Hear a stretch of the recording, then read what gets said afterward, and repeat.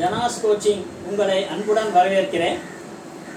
இன்னைக்கு நம்ம பார்க்க போற வகுப்பின் தலைப்பு ஹவு ஸ்வீட் யூ ஆர். ஸ்வீட்னா என்னங்க? இனிப்பு. அந்த இனிப்பு அப்படின்றது சில பேருக்கு கேட்டாலே அலர்ஜியா இருக்கும். யாருக்கு? டயபெட்டிக் பேஷண்ட்டுக்கு. ஆனா அவங்களால சாப்பிடாம இருக்க முடியுமா? ஒரு நப்பாசை இருக்கும் இல்லைங்களா சாப்பிடணும்னு. ஆனா நாம ஒரு ரொம்ப தங்கமானவன், ரொம்ப ஸ்வீட்டான பர்சன் அப்படின்னு சொல்லுவாங்க இல்லைங்களா?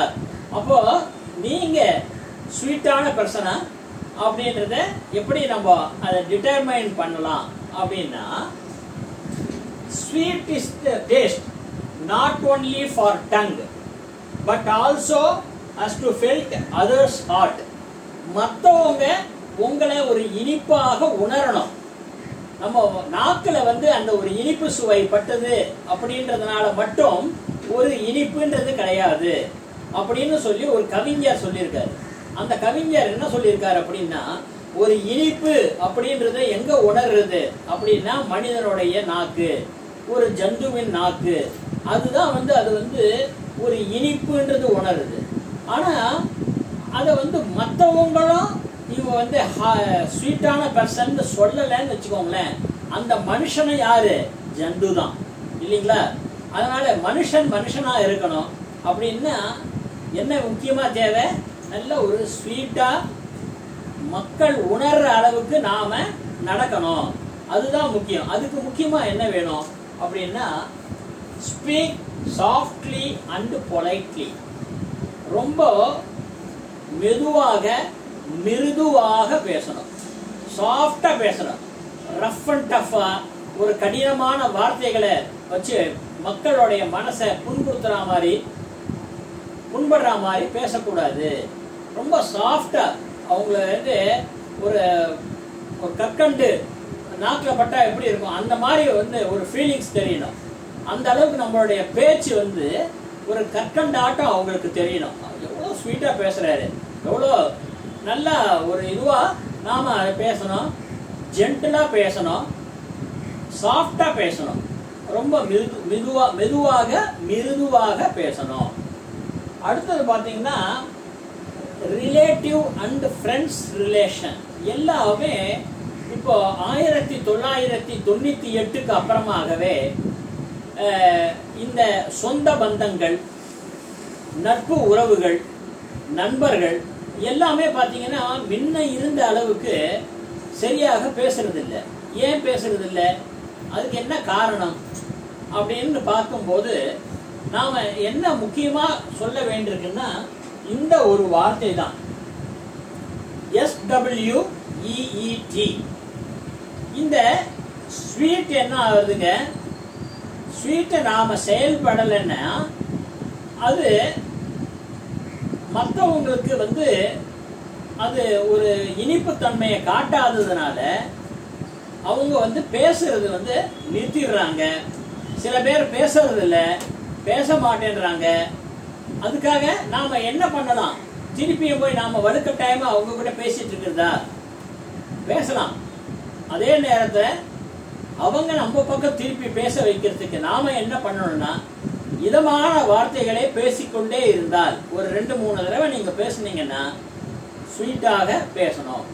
நல்ல ஒரு ஸ்வீட்டா மெதுவாக மிருதுவாக நம்ம பேசினா கண்டிப்பாக மற்றவங்க, அதாவது நெய்பர்ஸ், ஃப்ரெண்ட்ஸ், ரிலேட்டிவ்ஸ் எல்லாருமே, சொந்த பந்தங்கள், உறவுகள், நட்புகள், நண்பர்கள் எல்லாருமே நல்ல பேசுவாங்க நம்ம கிட்ட. நல்ல ஒரு அந்த ஒட்டும் பழக்கம் எல்லாருக்குமே வரும்.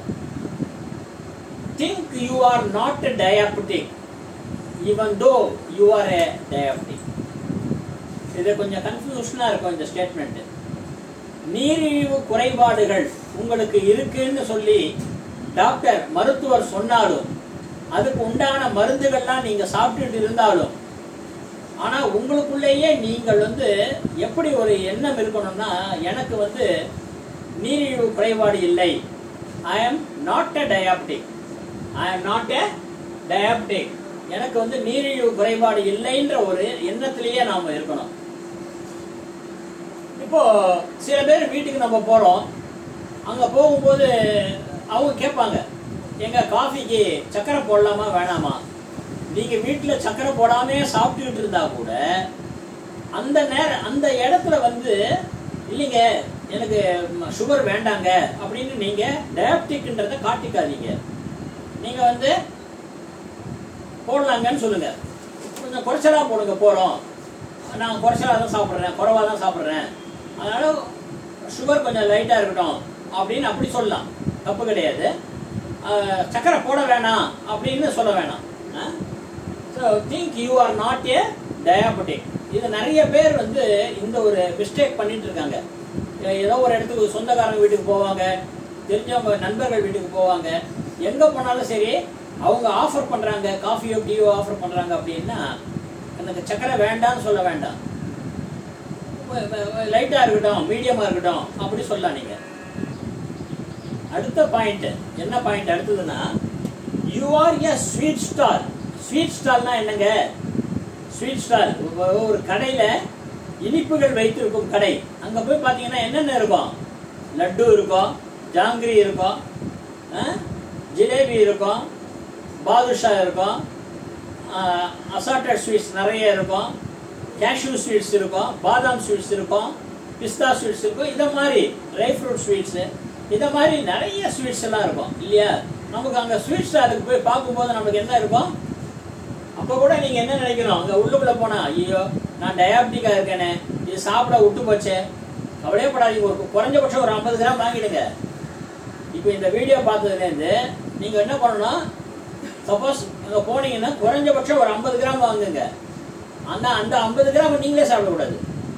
அந்த 50 கிராமோ நீங்களே சாப்பிடாம வீட்டில் இருக்கிறவங்கள கொஞ்சம் கொஞ்சம் பிரிச்சு கொடுத்தீங்கன்னா உங்களுக்கும் ஸ்வீட் சாப்பிட்ட மாதிரி இருக்கும். அதே நேரத்துல உங்களுக்கு நம்ம டயாபெட்டிக் இல்லைன்ற ஒரு உணர்வு நம்மளுக்கு தெரியும் இல்லைங்களா? இப்போ you are a sweet stall. இப்போ அந்த ஸ்வீட் ஸ்டால், நீங்க கடையில் இருக்கிற ஸ்வீட் ஸ்டால் நீங்களே ஒரு ஸ்வீட் ஸ்டால். எப்போ அப்படின்னா, இந்த எச்ச கையால காக்கா ஓட்ட மாட்டாங்க சொல்லுவாங்க, கேள்விப்பட்டிருக்கீங்களா? மற்றவங்களை பார்த்தா மற்றவங்களுக்கு உதவி செய்யினாலே ஓடி போறது அப்படிலாம் இருக்கக்கூடாது. யாராவது ஏதாவது கேட்டாங்கன்னா உங்களால ஆன உதவி, உங்களால முடிந்த உதவி, சரீர உதவி, பை பிசிக்கலி உங்களால என்ன பண்ண முடியுமோ பண்ணலாம். உங்களால பணம் கொடுத்து உதவ முடிஞ்சா ஓரளவுக்கு உதவுங்கள். ரொம்ப எக்கச்சக்கமான கொடுக்க சொல்ல, ஓரளவுக்கு உதவுங்கள். ஆனா பணம் திரும்பி வரும்ன்ற ஒரு அஷூரன்ஸ் இருந்தா தான் உதவணும். நீங்க அது இங்க சொல்லிட்டாங்க, நம்ம உதவ சொன்னாங்கன்னு சொல்லிட்டு யாரோ பக்கத்து வீட்டுக்காரர் ஒரு 10,000 ரூபாய் 50,000 ரூபாய் கேட்டாங்கன்னு சொல்லிட்டு ஜனாஸ் கோச்சிங்ல சொன்னாங்க, கொடுக்க சொன்னாங்கன்னு சொல்லிட்டு நீங்க எங்கிட்ட வந்து அந்த பணத்தை கட்டுறாதீங்க ஆச்சுங்களா? இப்போ you are a sweet stall for others by rendering services. இத மாதிரி நீங்க சர்வீசஸ் எல்லாம் பண்ணும்போது ஆக்சுவலா நீங்களே ஒரு ஸ்வீட் ஸ்டால், நடமாடும் ஸ்வீட் ஸ்டால் நீங்க தான். இப்போ எங்க பார்த்தாலும் இப்போ நடமாடும் பேங்க் இருக்கு, பேங்க் கூட மொபைல் பேங்க் வந்திருக்கு இல்லையா? அத மாதிரி நீங்களே வந்து ஒரு நடமாடும் பல்கலைக்கழகம் மாதிரி நடமாடும் ஒரு ஸ்வீட் ஸ்டால் நீங்க. அப்படி இந்த மாதிரி ஒரு பேரை கேட்கறதுக்கு எவ்வளோ ஒரு ஹாப்பியா இருக்கு, ஜாலியா இருக்குல்ல? ஸோ அதனால இன்னிலேருந்து நீங்க என்ன நினைக்கிறீங்க? You are not a diabetic. அந்த ஏதாவது ஸ்வீட் ஸ்டால் போனா ஒரு 50 கிராமாவது வாங்கி வீட்டில் இருக்கவங்களுக்கு கொஞ்சம் கொடுத்து சாப்பிடுங்க, தெம்பா இருங்க, வாழ்க்கையில இனிமையா இருங்க அப்படின்னு சொல்லிட்டு ஹவு ஸ்வீட் யூ ஆர் இந்த யூடியூப் கோச்சிங் உங்களுக்கு பிரயோஜனமாக பயனுள்ளதாக இருக்கும். அடுத்த யூடியூப் வகுப்பில் சந்திப்போம். நன்றி.